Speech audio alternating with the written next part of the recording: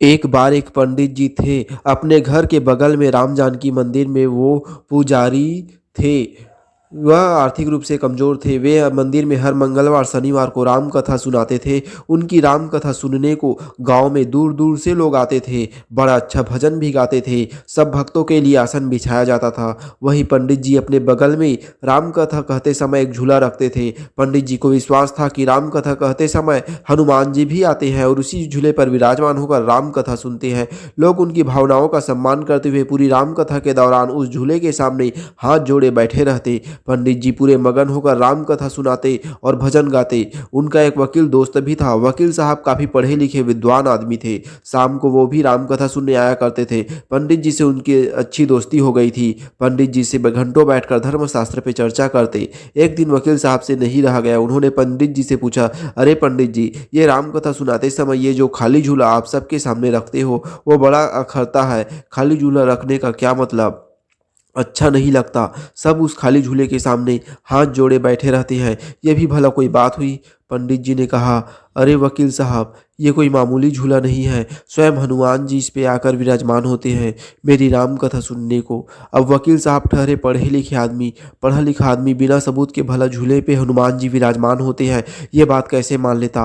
वो भी एक अनपढ़ पंडित जी की बात। अब पंडित जी और वकील साहब की में वाद विवाद बढ़ता गया। मामला गर्म हो गया। वकील साहब अड़े रहे कि अब यदि झूला वहां से नहीं हटा तो हमारी दोस्ती खत्म। पंडित जी भी अड़े रहे अपने विश्वास पे कि हनुमान जी बैठेंगे तो इसी झूले पे बैठेंगे। आपको मानना हो तो मानो, न मानना हो तो न मानो। अब वकील साहब ठहरे बुद्धिजीवी। उन्होंने कहा, अच्छा पंडित जी, चलिए शर्त लगाइए। अगर कल यानी मंगलवार को सबके सामने आप ये साबित कर देते हैं कि वास्तव में हनुमान जी आपकी राम कथा सुनने आते हैं तो मैं अपनी वकालत छोड़कर आपकी इस मंदिर में आजीवन आपका सेवक बन जाऊंगा। और अगर आप ये साबित न कर सके तो आपको मेरे ऑफिस का चपरासी बनना पड़ेगा, वो भी ताउम्र।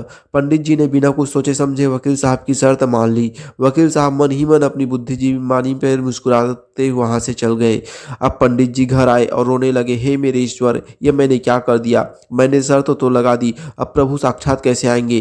कैसे मैं वकील साहब और गांव वालों को साबित करूंगा? रात भर इसी चिंता में खाना न खाए और रोते रहे। हनुमान जी से प्रार्थना करते रहे कि हे संकट मोचन, मेरे ऊपर कृपा करो। बस इज्जत के सिवा कुछ नहीं है मेरे पास, वो भी सारी जिंदगी वकील के यहाँ चपरासी बन गया तो जाती रहेगी।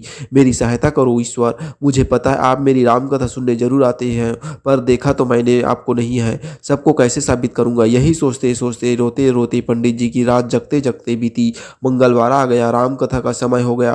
पूरे गांव में ये शर्त वाली बात सबको पता चल चुकी थी। दूर दूर से हजारों लोग आज राम कथा सुनने आए थे, खासकर ये देखने की कि पंडित जी आज तो वकील साहब के बुने जाल में फंस गए। अब तो पंडित जी चपरासी बनेंगे। खैर वकील साहब भी आ गए। राम कथा शुरू हुई। झूला लगा हुआ था, एकदम स्थिर झूला।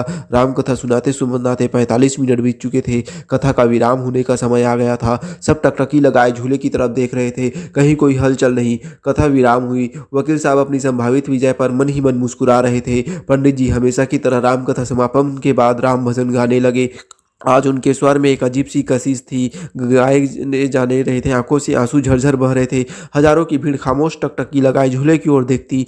भजन की धुन और तेज, तभी झूला हिलने लगा। लोगों की सांसें जहां की तहां अटकी रह गई। झूला धीरे धीरे हल्की गति से हिलने लगा।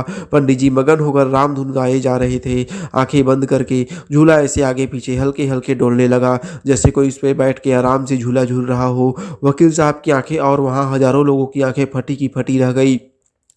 जोर जोर से सब लोग चिल्लाने लगे, जय श्री राम, जय श्री राम, पवन पुत्र हनुमान की जय। पंडित जी गाए जा रहे हैं, झूला हिलता जा रहा है। गांव वाले जब श्री राम का आह्वान करते हुए, क्या गजब का माहौल था वो। वकील साहब बस रोते जा रहे थे।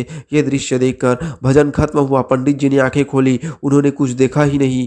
बस आंखें खुली तो देखा वकील साहब उनके चरणों में पड़े हुए हैं। पूरा गांव भक्तिमय नारे लगा रहा है। तभी वकील साहब रोते हुए बोले, मुझे माफ कर दीजिए पंडित जी, मैं सारी उम्र के लिए आपका सेवक हुआ। आज स्वयं पवन पुत्र मेरे घमंड को तोड़ने यहाँ आए थे। आप जीते, मैं हारा। सच है, प्रभु बुद्धि वाले को बुलाने पर नहीं आते, वो तो सिर्फ उसके लिए आते हैं जो निष्कपट है, सरल है, जिसके पास सिर्फ और सिर्फ प्रभु का सहारा है। दोस्तों, इस स्टोरी के लिए मेरे चैनल को लाइक और मेरे चैनल को सब्सक्राइब जरूर करें।